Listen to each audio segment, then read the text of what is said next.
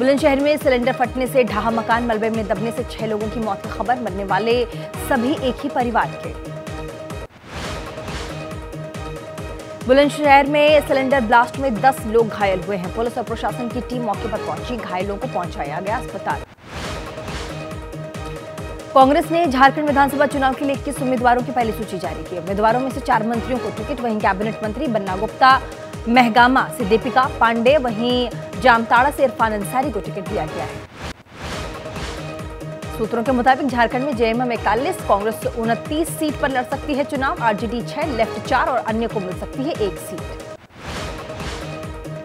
Congress CEC की बैठक के बाद झारखंड कांग्रेस के प्रभारी अहमद गुलाम मीर ने कहा है तकरीबन 70% सीटों पर चर्चा की गई है, कुछ सीटों पर दोबारा मंथन की बात हो रही है। झारखंड में विधानसभा चुनाव के दूसरे चरण के लिए आज अधिसूचना जारी होगी। इसके साथ ही आज से नामांकन भी हो जाएगा। दूसरे चरण में झारखंड की 38 सीटों पर 20 नवंबर को मतदान होगा। दिल्ली में हुई कांग्रेस केंद्रीय सूचना समिति की बैठक में महाराष्ट्र और झारखंड की सीटों पर मंथन हुआ। महाराष्ट्र की 63 और झारखंड की 21 सीटों पर उम्मीदवार तय हुए। महाराष्ट्र विधानसभा को लेकर के चुनाव को लेकर के एमवीए में हलचल तेज है। संजय राउत और अनिल देसाई की शरद पवार से मुलाकात। महाराष्ट्र कांग्रेस प्रभारी रमेश चन्नीथला ने कहा कि महाराष्ट्र के उम्मीदवारों की सूची 25 अक्टूबर या फिर उसके बाद आएगी। गठबंधन से जुड़े मुद्दों को लेकर के कांग्रेस नेता बाला साहब थोराट आज करेंगे उद्धव ठाकरे से मुलाकात, शरद पवार से भी मुलाकात करेंगे। महाराष्ट्र को लेकर के कांग्रेस सूत्रों के हवाले से खबर है शिवसेना यूबीटी के साथ 15 सीटों पर मतभेद। आज होने वाली बैठक के बाद हो सकता है विवाद। सीट शेयरिंग को लेकर के महाविकास अघाड़ी में मतभेद। शिवसेना यूबीटी नेता संजय राउत और अनिल देसाई शरद पवार से मिलने पहुंचे। वाईबी चौहान सेंटर में हुई है शरद पवार से मुलाकात।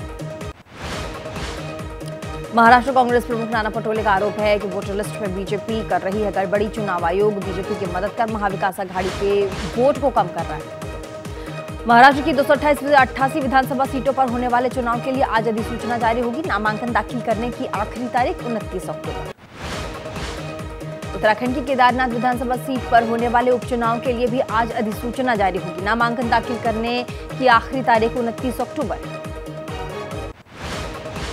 यूपी में 9 सीटों पर भी होना है उपचुनाव। उपचुनाव के लिए बीजेपी अपने उम्मीदवारों की लिस्ट आज जारी कर सकती है। महोबा पहुंचे कांग्रेस प्रदेश अध्यक्ष अजय राय का बयान, कहा इंडिया गठबंधन मिलकर लड़ेगा उपचुनाव। हम दोनों का लक्ष्य बीजेपी को हराना और जंगल राज को खत्म करना होगा। आज गुजरात दौरे पर गृह मंत्री अमित शाह कई कार्यक्रमों में शरीक होंगे। त्रिभुवन पटेल की जयंती पर किसान कल्याणकारी गतिविधियों का शुभारंभ करेंगे। आज वक्फ बोर्ड अमेंडमेंट बिल पर जेपीसी की बैठक होगी। इंडियन यूनियन मुस्लिम लीग के 5 सांसद बिल पर अपना पक्ष और सुझाव दोनों ही देंगे। आज मथुरा दौरे पर रहेंगे सीएम योगी आदित्यनाथ। व्रत ब्रज तीर्थ विकास परिषद कार्यालय में विकास परिषद बोर्ड बैठक में शामिल होंगे। शाम के 5 बजे विकास कार्य और कानून व्यवस्था की समीक्षा करेंगे। आरएसएस प्रमुख मोहन भागवत से भी हो सकती है मुलाकात। सीएम योगी की शाम 6 बजे परखम गौशाला पहुंचकर बातचीत भी संभव। महाराष्ट्र के अकोला में योगेंद्र यादव के साथ धक्का मुक्की, गुस्साए लोगों ने तोड़ी कुर्सियां। मारपीट पर स्वराज पार्टी के नेता योगेंद्र यादव ने कहा किसी को नहीं जनता मगर साथियों ने 24 नाम लिए। देश भर में जल प्रबंधन संरक्षण उत्कृष्ट योगदान को मिलेगा पुरस्कार। राष्ट्रपति मुर्मू आज 2023 का राष्ट्रीय जल पुरस्कार देंगे। केजरीवाल के पूर्व बंगले में लगाए गए महंगे सामान को लेकर के बीजेपी प्रदर्शन करने वाली है। बीजेपी युवा मोर्चा, महिला मोर्चा के कार्यकर्ता इसमें शरीक होंगे। जम्मू कश्मीर के गांदरबल में हुए आतंकी हमले की जांच जारी है। जम्मू कश्मीर पुलिस ने एक एफआईआर दर्ज कर जांच शुरू की है। कुछ संदिग्धों को हिरासत में भी लिया गया है। जम्मू कश्मीर के गगनगीर में आतंकी हमले वाली जगह पर पहुंचा एनआईए। आतंकी घटना को लेकर के की जा रही है जांच। सुरंग निर्माण से लौट रहे लोगों पर हमला हुआ था। आतंकी हमले में जख्मी लोगों से मिले जम्मू कश्मीर के मुख्यमंत्री उमर अब्दुल्ला। अस्पताल जाकर जाना हालचाल। आतंकी हमले पर सीएम उमर अब्दुल्ला बोले, हमलावर ये दिखाना चाहते हैं कि जम्मू कश्मीर के हालात ठीक नहीं, हम जम्मू कश्मीर का विकास रुकने नहीं देंगे। जम्मू कश्मीर के अजय मनोज सिन्हा ने कहा, आतंकवाद का समूल नाश ही हमारा मकसद होगा। गृह मंत्री अमित शाह से बातचीत, सुरक्षा बल किसी भी आतंकवादी को नहीं छोड़ेंगे। जम्मू कश्मीर आतंकी हमले पर गृह मंत्री अमित शाह बोले, चुन चुन कर होगा सबका हिसाब। इस जघन्य अपराध में शामिल लोगों को बख्शा नहीं जाएगा। जम्मू कश्मीर में आतंकी हमले पर केंद्रीय गृह राज्य मंत्री नित्यानंद राय का बयान आया सामने। कहा, आतंकी को अब छोड़ा नहीं जाएगा, सब जेल जाएंगे, जहन्नुम में जाएंगे आतंकी। देश में अंतिम सांस ले रहे हैं आतंकवादी। नेशनल कॉन्फ्रेंस के अध्यक्ष फारूक अब्दुल्ला का बयान आया सामने। बोले, बेगुनाहों को मारा जा रहा है, ऐसे में पाकिस्तान से बातचीत कैसे होगी? कश्मीर कभी भी पाकिस्तान नहीं बनेगा। निर्दोष हत्याओं के खिलाफ कुलगाम के घंटा घर में निकाला गया कैंडल मार्च। गांदरबल में हुए आतंकी हमले के खिलाफ लोगों ने दर्ज कराया अपना विरोध।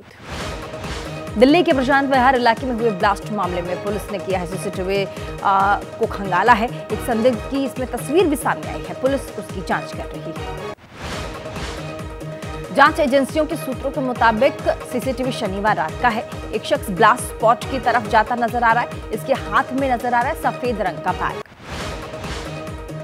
एजेंसी पूरे मामले में नक्सलाय खालिस्तान बड़ी आतंकी साजिश के एंगल से जांच कर रही है। धमाके की जांच के लिए सोमवार शाम एसएफएल की टीम घटनास्थल पर पहुंची। दिल्ली में हुए इस ब्लास्ट के बाद सुरक्षा व्यवस्था काफी बढ़ा दी गई। त्योहारों के मद्देनजर बाजारों की सुरक्षा बढ़ी है। साउथ वेस्ट दिल्ली के बाजार में पुलिस गश्त लगा रही है। यमुना में फैली गंदगी को लेकर के दिल्ली के एलजेवी के सक्सेना ने एक्स पर लिखा है, यमुना का ये हाल दिल्ली की जनता का दर्द देखा नहीं जाता। इसे दुर्दशा का जिम्मेदार आखिर कौन है?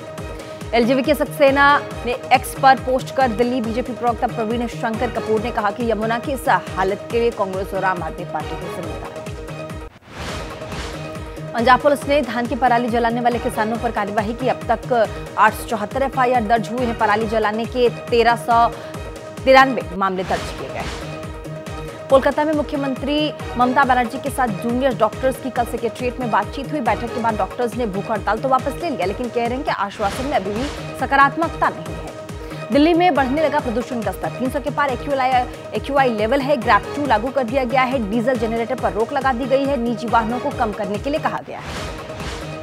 बंगाल की खाड़ी में 23 अक्टूबर तक चक्रवाती तूफान की आशंका है। ओडिशा के तटीय क्षेत्रों में 25 अक्टूबर तक भारी बारिश होगी। मछुआरों को समंदर तट से दूर रहने को कहा गया है। छिंदवाड़ा के सांसद विवेक बंटी साहू को फोन पर धमकी दी गई। पाकिस्तान से आई धमकी भरी कॉल, पुलिस में शिकायत।